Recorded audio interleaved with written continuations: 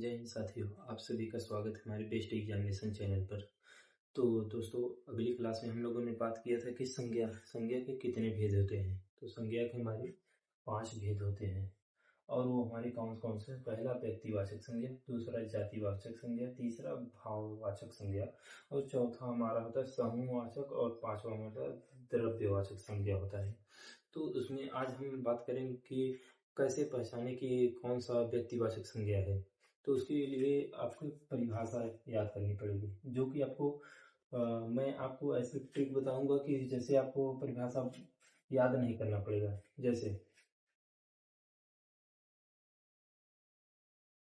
आप समझिए, अगर हम व्यक्तिवाचक संज्ञा को पहचाने तो हम कैसे पहचानेंगे। इसमें सबसे पहले जो विश्व या दुनिया में अकेला हो उसे व्यक्तिवाचक संज्ञा कहते हैं। जैसे जैसे आप समझिए, जैसे गंगा हो गया। गंगा पूरे विश्व में एक अकेला है। उसके बाद हमारा आता है गंगा हो गया, कामा बाइबल। उसके बाद हमारा हो गया गीता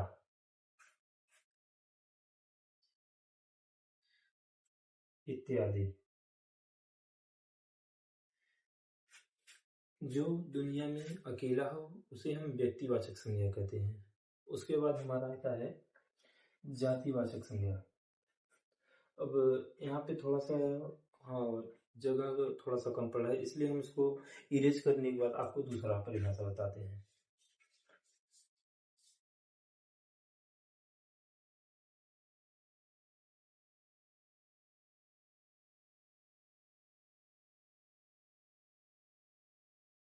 उसके बाद हमारा आता है जातिवाचक संज्ञा। अब आप समझिए, जो दुनिया में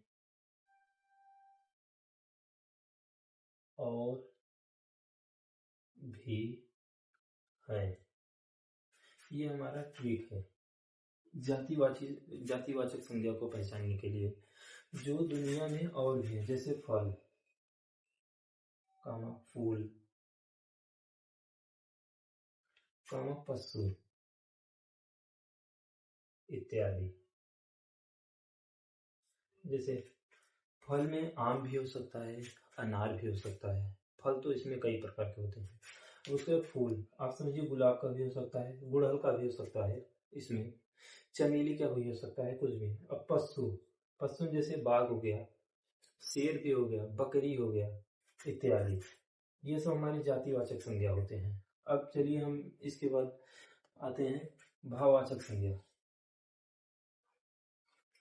उसके बाद हमारा आ गया भाववाचक संज्ञा।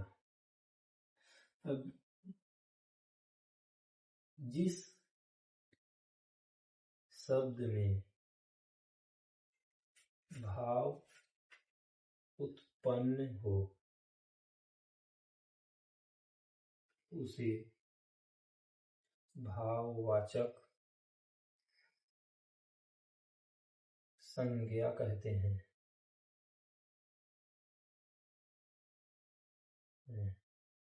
जैसे जैसे आप समझिए, जैसे बचपन हो गया, कामा प्यार हो गया, कामा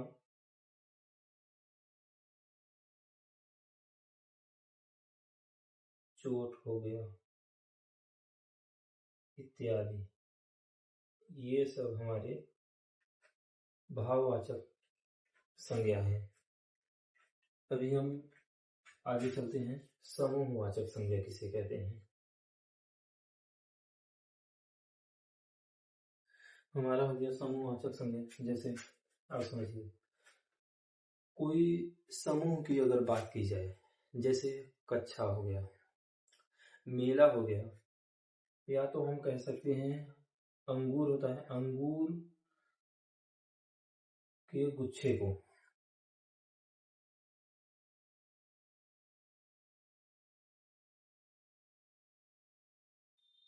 समूहवाचक संज्ञा कहते हैं। जैसे हमारे अंगूर हो गए, उसमें कई गुच्छे होते हैं, तो वो हमारा एक समूह होता है। जैसे आप समझिए, कोई एक कक्षा है, उसमें कई विद्यार्थी होते हैं, जैसे एक दो से ज़्यादा, अगर 4 विद्यार्थी हैं तो वो हमारा एक समूह होता है। जैसे मेला हो गया, या तो कहीं पे जैसे मीटिंग हुआ है, तो वहाँ पे 3 या 4 से अधिक व्यक्ति जहाँ पे बैठे हों, वहाँ पे उसको समूह बोला जाता है। अब उसके बाद हम चलते हैं द्रव्यवाचक संज्ञा किसे कहते हैं। अब इसमें जैसे किसी वस्तु या सामग्री का बोध कराता है, उसे द्रव्यवाचक संज्ञा कहते हैं। जैसे जैसे हमारा हो गया सोना, चांदी, लोहा, सोना, चांदी, लोहा, एल्यूमिनियम इत्यादि, ये हमारा द्रव्यवाचक संज्ञा होता है। अभी हमारा संज्ञा का क्लास अब खत्म हो चुका है चैप्टर। अब हम लोग बात करेंगे अगली क्लास में सर्वनाम।